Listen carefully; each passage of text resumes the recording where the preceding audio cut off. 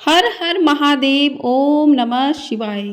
आप सभी पर भगवान भोलेनाथ और माँ पार्वती की कृपा सदैव बनी रहे। आज की वीडियो में आप सुनेंगे सावन मास महात्म्य का 9वां अध्याय। आपने अगर चैनल को सब्सक्राइब नहीं किया है तो चैनल को सब्सक्राइब जरूर कर लें।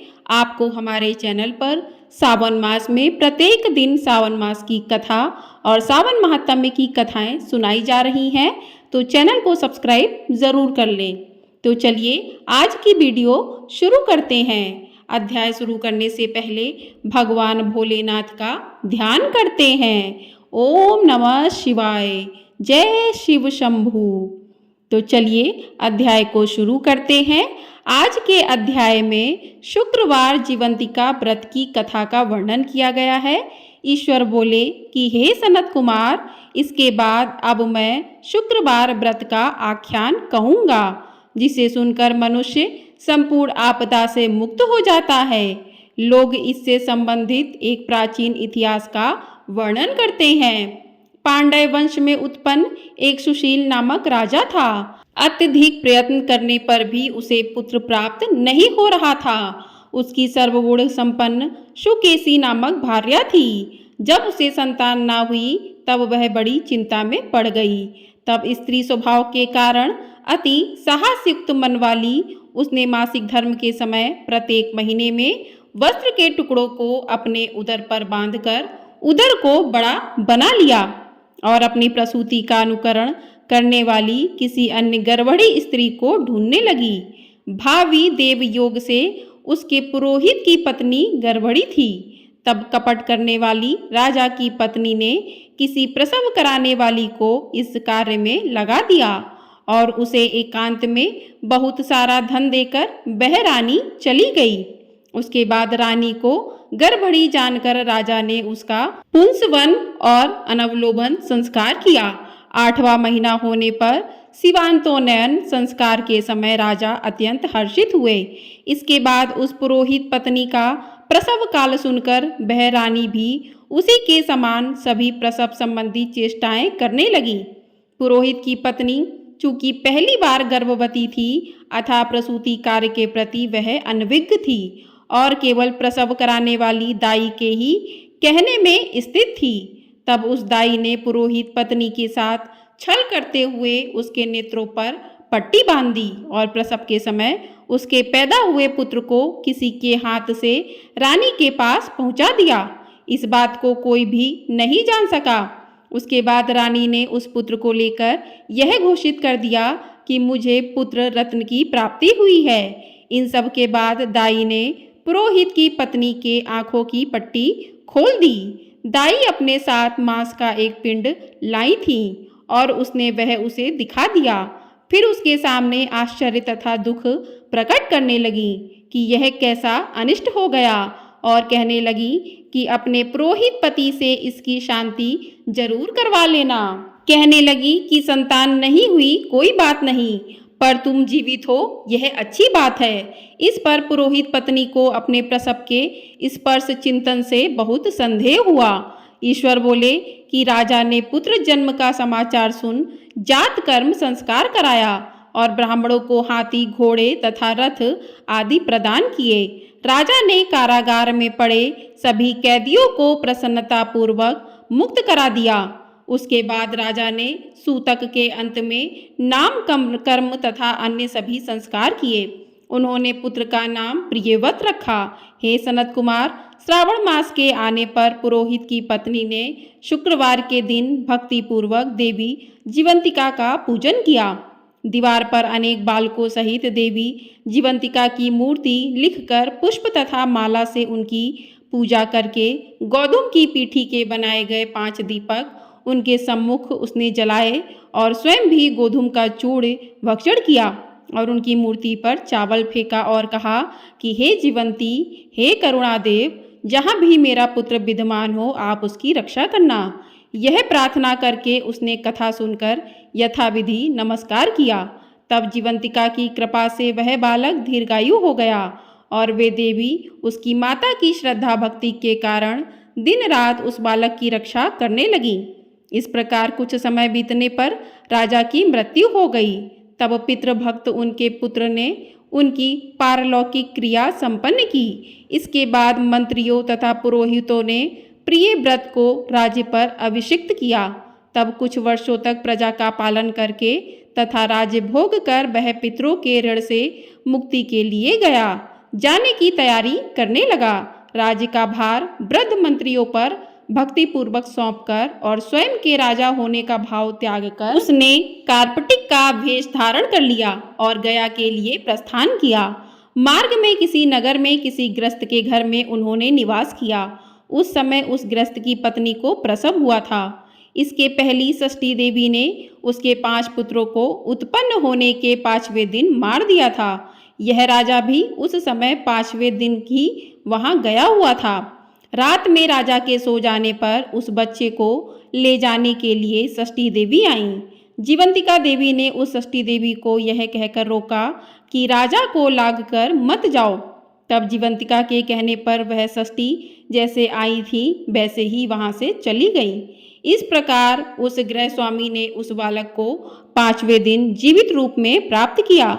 ये लोग इतने प्रभाव वाले हैं, यह देखकर उस गृहस्थ ने राजा से प्रार्थना की कि हे राजन, आपका निवास आज के दिन मेरे ही घर में हो। हे प्रभु, आपकी कृपा से मेरा यह छठा पुत्र जीवित रह गया है। उसके इस प्रकार प्रार्थना करने पर करुणानिधि उस राजा ने कहा, मुझे तो गया जाना है। तब राजा गया के लिए प्रस्थान कर गए। वहां पिंडदान करते समय विष्णुपद वेदी पर कुछ अद्भुत घटना हुई। उस पिंड को ग्रहण करने के लिए 2 हाथ निकल कर आए। तब महान विस्मय युक्त राजा संशय में पड़ गए और पुनः पिंडदान कराने वाले ब्राह्मण के कहने पर उन्होंने विष्णुपद पर पिंड रख दिया। इसके बाद उन्होंने किसी अज्ञानी तथा सत्यवादी ब्राह्मण से इस विषय में पूछा। तब उस ब्राह्मण ने उनसे कहा कि ये दोनों हाथ आपके पितर के थे। इसमें संदेह तो घर जाकर अपनी माता से पूछ लीजिए, यह बता देगी। तब राजा चिंतित तथा दुखी हुए और मन में अनेक बातें सोचने विचारने लगे। वे यात्रा करके पुनः वहां गए जहां वह बालक जीवित हुआ था। उस समय भी उस स्त्री को पुत्र उत्पन्न हुआ था और वह उसका 5वां दिन था।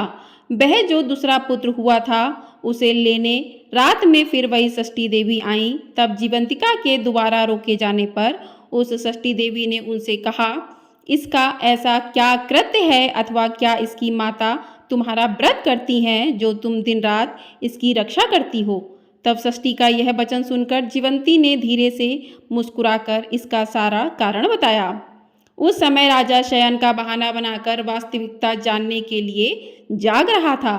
अतः उन्होंने जीवंती और षष्ठी दोनों की बातचीत सुन ली। जीवंती ने कहा कि हे षष्ठी, श्रावण मास में शुक्रवार को इसकी माता ने मेरे पूजन में रत रहती थी और व्रत के संपूर्ण नियम का पालन करती थी। वह सब मैं आपको बताती हूँ।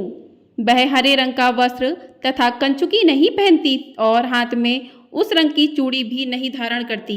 वह चावल के धोने के जल को कभी नहीं नांगती, हरे पत्ते के मंडप के नीचे नहीं जाती और हरे वर्ण का होने के कारण करेले का शाक भी वह नहीं खाती है। यह सब वह मेरी प्रसन्नता के लिए करती है, अतः मैं उसके पुत्र को किसी को मारने नहीं दूंगी। यह सब सुनकर राजा प्रिय व्रत अपने नगर को चले गए। उनके देश के सभी नागरिक स्वागत के लिए आए। तब राजा ने अपनी माता से पूछा कि हे माते, क्या तुम जीवंतिका देवी का व्रत करती हो? इस पर उसने कहा कि मैं तो इस व्रत को जानती भी नहीं हूँ। उसके बाद राजा ने गया यात्रा का समुचित फल प्राप्त करने के लिए ब्राह्मणों तथा सुवासिनी स्त्रियों को भोजन कराने की इच्छा से उन्हें निमंत्रित किया और व्रत की परीक्षा लेने के लिए सुवासिनियों को वस्त्र, कंचुकी तथा कंकड़ भेजकर कहलाया कि आप सभी को भोजन के लिए राजभवन में आना है। तब पुरोहित की पत्नी ने दूत से कहा कि मैं हरे रंग की कोई भी वस्तु ग्रहण नहीं करती हूँ। राजा के पास आकर दूत ने उसके द्वारा कही गई बात राजा को बता दी। तब राजा ने उसके लिए सभी रक्त वर्ण के शुभ परिधान भेजे। वह सब धारण करके वह पुरोहित पत्नी भी राजभवन में आई। राजभवन के पूर्वी द्वार पर चावलों के धोने का जल पड़ा देखकर और वहां हरे रंग का मंडप देखकर वह दूसरे द्वार से गई। तब राजा ने पुरोहित की पत्नी को प्रणाम करके इस नियम का संपूर्ण कारण पूछा। इस पर उसने इसका कारण शुक्रवार का व्रत बताया। उस प्रिय व्रत को देखकर उसके दोनों स्तनों से बहुत दूध निकलने लगा। दोनों वक्ष स्थलों से उस राजा को दुग्ध की धाराओं से पूर्ण रूप से सिंचित कर दिया। तब गया में विष्णुपदी पर निकले दोनों हाथों जीवंतिका तथा षष्ठी दोनों देवियों के वार्तालाप तथा पुरोहित पत्नी के स्तनों से दूध निकलने के द्वारा राजा को विश्वास हो गया कि मैं इसी का पुत्र हूँ। उसके बाद पालन पोषण करने वाली माता के पास जाकर विनम्रता पूर्वक उन्होंने कहा कि हे माते, डरो मत, मेरे जन्म का वृत्तांत सत्य सत्य बता दो।